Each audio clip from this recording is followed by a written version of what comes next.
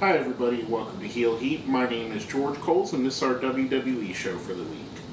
Let's go right into it. We have the first shot of the night, shows the Shield guarding the ringside area.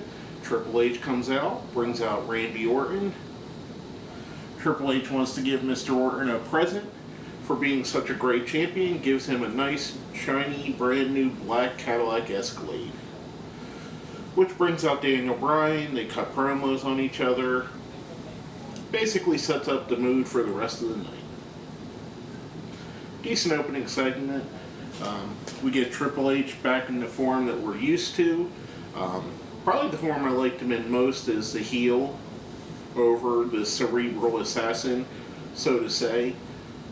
Decent. I really liked the opener. Got us ready to go and set the mood for the rest of the night. Now our first match of the night, first actual match, is Cody Rhodes versus Fandango, with Damien Sandow on commentary. Well, halfway through the match, The Miz comes up dressed as Fandango and has Rosa Mendez in tow. Welcome back, Rosa. Basically sets it up. Maddox comes out and says, I'm going to make this a tag team match. Playa. So we get an impromptu tag match with Cody and The Miz versus Fandango and Sandow, which we're calling Fan and Sand. I thought it was an okay match. Nice way to go into it. Combine the two feuds, take up one segment with two different feuds, the Cody and Sandow feud and the Miz and Fandango feud. Nice moving forward for both without having a real altercation between either. Fandango leaves Sandow hanging. He succumbs to the 2-on-1. The faces win. Cody Rhodes and The Miz pick it up. But overall, decent first match of the night, which brings us into our next match of the night, which you, the fans, and me as well, got to vote on through the WWE app. I didn't personally vote, but some of you might have, which it's your prerogative to do. I just choose not to because I'm doing other things like writing down the notes for the show while I'm watching, live tweeting on Twitter, other stuff. Not a knock on the app. But anyway, the match is Curtis Axel versus CM Punk. You could have voted on the stipulations, either Paul Heyman barred from ringside, Paul Heyman a special ref, or if CM Punk wins, he gets to have Paul Heyman in the ring. Well, of course, by a landslide, getting Paul Heyman in the ring was the winner. CM Punk picks up the win. As could be expected, Paul Heyman tries to weasel his way out, only to have security throw him in the ring. As CM Punk backs him into a corner, he gets low blowed by Curtis Axel. They proceed to handcuff him. He gets a little bit of offense in before finally they overpower him, to the point where Curtis Axel's holding him and Paul Heyman starts whacking him with a kendo stick. And this was the brutality, the shocking brutality, was very reminiscent of the Sandman and Tommy Dreamer in the original ECW. Kind of brought it back full circle to that, with a little bit extra emotion into it. Paul Heyman screaming, I loved you. You were my son. I took you in. I guided you. It was just, there was something so disturbing about the delivery, and that's exactly what they were going for. The way that Paul Heyman was just saying this stuff like his heart was broken, yet he's tearing the flesh of someone that he loves with a kendo stick. Riveting television, riveting segment, absolutely perfect the way it's being worked. CM Punk and Paul Heyman are absolutely masters of ring psychology. I'm glad a guy like Curtis Axel is getting in there with two guys like this and being involved in this storyline, because he's only going to learn and get better from this, and he's going to grow and become what eventually he should be. I think the kid's got a ton of talent. He just needs that extra thing that guys like CM Punk have. And I think this feud being involved in this is going to help him a lot in his career. Absolutely fabulous. Paul Heyman, spot on. One of the really true. Like I said, it was so disturbing yet riveting. You felt for CM Punk. You felt bad for a guy that was getting, basically looked like he was crying. He was getting beat mercifully, and he kept trying everything he could to get out. Paul Heyman seemed to, go between agony and ecstasy with what he was doing. Like, he was torn between, I really did used to love this guy, however, I have to destroy him because that's what I do. I'm Paul Heyman. I'm this guy. And it was absolutely fantastic. One of the best parts, one of the best stories being told on television right now is the feud between CM Punk and Paul Heyman. Now, speaking of Paul, we're going to break a little bit from the show and go into our question of the week. Now, the question of the week from last week is referencing Mr. Heyman. There were rumors that he was going to have a new Paul Heyman guy or girl. So the question was, who do you think will be the next Paul Heyman guy/girl? Now, we have some answers from our friends out here. The first is from our friend Danae Hernandez. And they put, Paige or Cassius Ohno. Either one. Nice, two obvious, solid picks. Paige probably the most talked about WWE diva in developmental that I can honestly remember. Cassius Ohno, formerly Chris Hero, has the history with CM Punk, would make a ton of sense, would be he's a guy that absolutely should be on the roster right now. The guy has amazing charisma and talent for days. The next is from our friend Handsome Pat Fannin. If Heyman is bringing up a Heyman guy to feud with CM Punk, it has to be Ohno. I don't think they'll bring in Paige or another woman because they need more face divas. Nice point there. I think a lot of the girls to answer your question about the face divas, I think a lot of the total divas girls are going to be packaged and moved into that face territory. Maybe the Bellas will be starting to act more as a face as we see more of them on the show.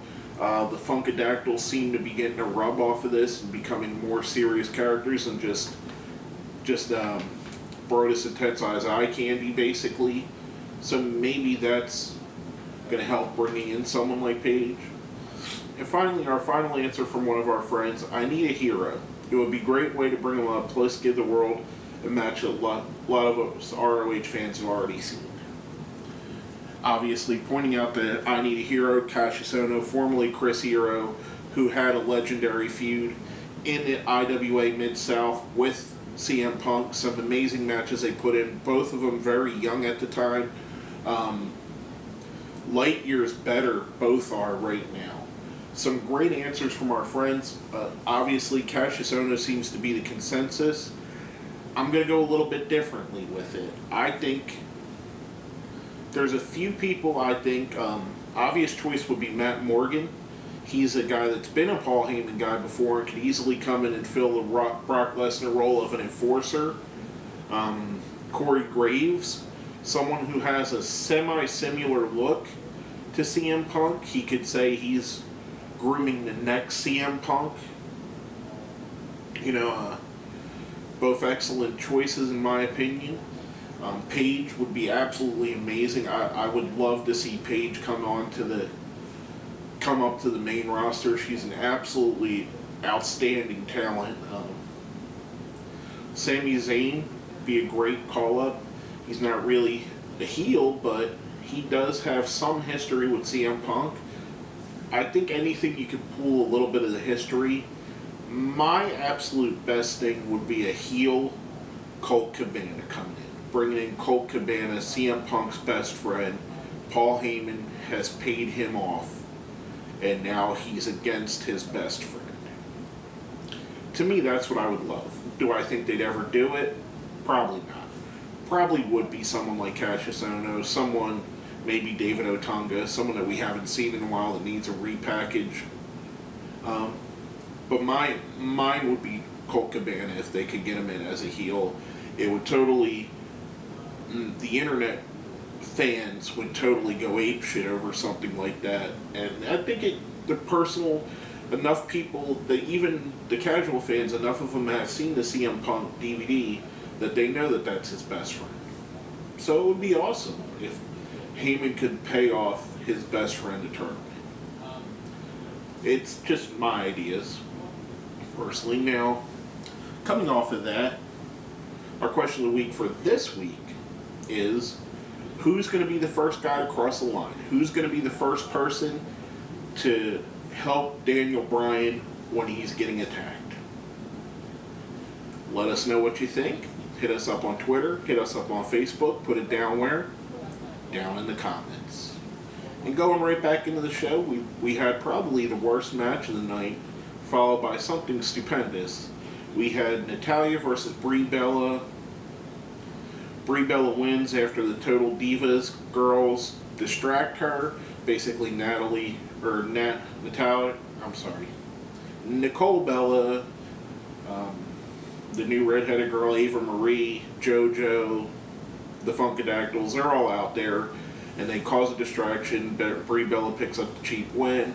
However, the segment is saved when AJ Lee skips onto the stage, delivers what people are calling the pipe bombshell, rips into Total Divas, rips into them for not being good actresses. That's why they're reality stars. The line of the night comes out of her mouth when she says, "Not one of you can lace up my Chuck Taylors." Absolutely brilliant delivery by AJ Lee. A lot of people are saying it's foreshadowing a face turn. I don't think so much. I think it's foreshadowing her restating her dominance over the division and moving away from the Caitlyn feud, possibly feuding with someone like Natalya, one of the Bellas, both of the Bellas, the Funkadactyls. And like, this is what I was saying with the Paige thing. With this, all these girls can basically turn face against AJ. But amazing segment after the match. The match very lackluster, but I thought it was decent. Next up, we have the AJ part saves the match. Next up, we have Rob Van Dam going up against Alberto Del Rio. Rob Van Dam coming out with his new ring announcer, Ricardo Rodriguez, sorry. I'm mixing up Rob and Ricardo. Ricardo has an airbrush t-shirt with the Rob Van Dam logo to show that he's no longer Alberto Del Rio's ring announcer, he's Rob Van Dam's. I thought it would have been a little bit better if he just used a regular shirt that they're selling, plus it gives them more for the shop zone. I kind of like this match. I like the fact that the leg scissor roll-up was the pin, with Rodriguez basically stopping Del Rio from winning by distracting him, by getting the crowd chanting Rob Van Dam. Rob Van Dam uses the leg scissor roll-up, which I always thought was an awesome move, and I like that they actually used it for a pin. Most of the time it only gets a 2 count. I've always thought with Rob Van Dam's leg strength, which is what they promote on the show, that should be a pin every now and then, and they proved me right. I think that when they go at it on Night of Champions, they're going to produce one of the best matches of the night. Just my opinion. I think their styles mesh so well together. The overall brutality of Del Rio, the just amazing acrobatic skill of Rob Van Dam. I think the two of them together is going to be one of the matches of the night at Night of Champions. Speaking of champions, we have our WWE champion Randy Orton versus Christian. Very solid match going on. A little bit taken away because we do know that there's Daniel Bryan lurking out there. Orton picks up the win. Sorry about that, folks. After the match, we see Daniel Bryan in the back, sitting on top of the Cadillac. He moves away, shows us that he's spray painted yes all over. Very reminiscent of the Stone Cold Steve Austin, what he used to do with McMahon the Corporation, specifically the dumping cement in Vince McMahon's Corvette. Different things that they've done. this is very derivative of that, but with a little bit of fresh take on it. I think, I believe it's Jim Cornette that said it, that everything in wrestling, everything you run in wrestling, you could run again in 7 years, because the fan base turns over that quickly that by the time 7 years is up, you have basically almost an entirely new fan base. I don't believe that to be entirely true, but I do believe for the most part he is correct. You got some of your guys like myself and some other people, some of you out there, that have been 25, 30 year, lifetime fans. But for the most part, people that get into wrestling, they're brought in by a specific character or storyline. When that character runs his course and is out of wrestling, a la The Rock, Stone Cold Steve Austin, D-Generation X, Sting, whatever it may be, their interest wanes because really they only cared about the one character. They didn't care about the product. However, there are some of us that love the product and the characters are just parts of the product. It's almost like, in a basketball analogy, a lot more people watched basketball when Michael Jordan was there because people loved Michael Jordan. However, when Michael Jordan left, they didn't stay watching basketball. They left. Now, nowadays you have a guy like LeBron James. Same thing. A lot of people are tuning in to watch LeBron James. When LeBron James leaves, some of those people are going to leave with him because they're just LeBron James fans. They're not basketball fans. Kind of like wrestling. There's people that are CM Punk fans. When CM Punk's career is over, some of them are going to stop watching wrestling because they're just CM Punk fans. And it happens in every athletic competition. Baseball, football, hockey, boxing. I've severely stopped watching boxing ever since Mike Tyson and guys like Oscar De La Hoya, Roy Jones Jr., guys that I really liked, have since retired.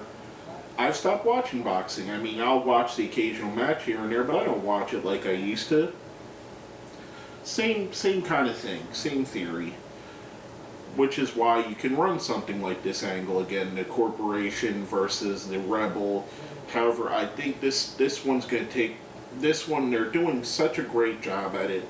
And the evolution of Daniel Bryan to becoming the #1 guy in the company, I'm so proud of this guy. I mean, this is a guy that I seen when he was a young kid coming into Ring of Honor on their first show, putting on matches of the night over and over again.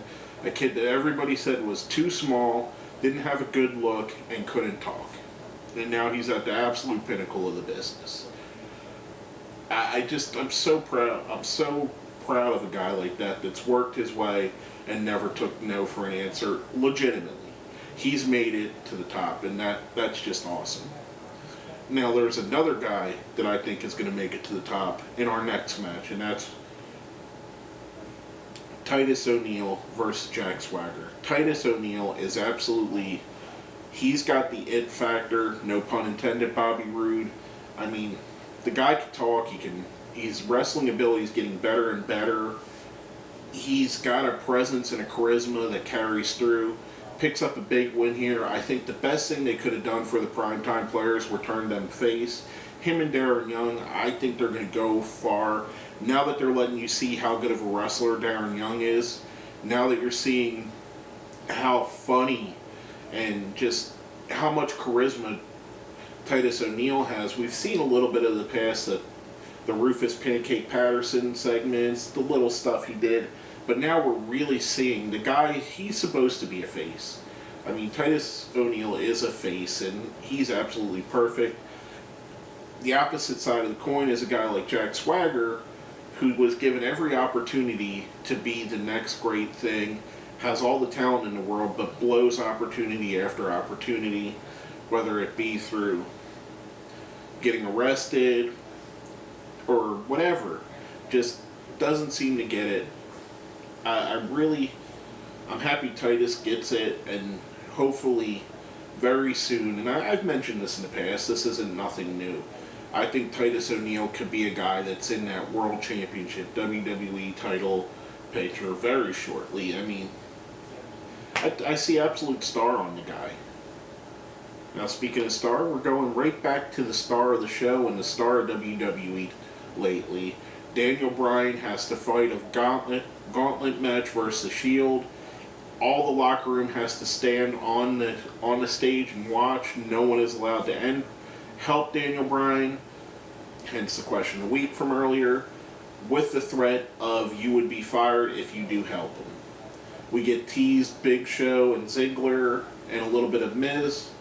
Teased potentially helping him at some point. Daniel Bryan and Seth Rollins starts off the gauntlet match. They do an absolutely fabulous match. Bryan picks up the win, goes immediately into a match with Dean Ambrose, gets Ambrose locked into the yes lock. Roman Reigns comes in, who would be the third part of that, gets them intentionally disqualified. He starts wrestling with Reigns, then they all jump in and get the disqualification. They all continue to beat down Bryan. Orton comes out. Triple H lets him go to the ring. He gets his licks in. We end the night. No one helps Bryan. The corporation looks strong, or whatever they're going to call it. And the Shield standing over and beating down Daniel Bryan. Absolutely compelling end to the match.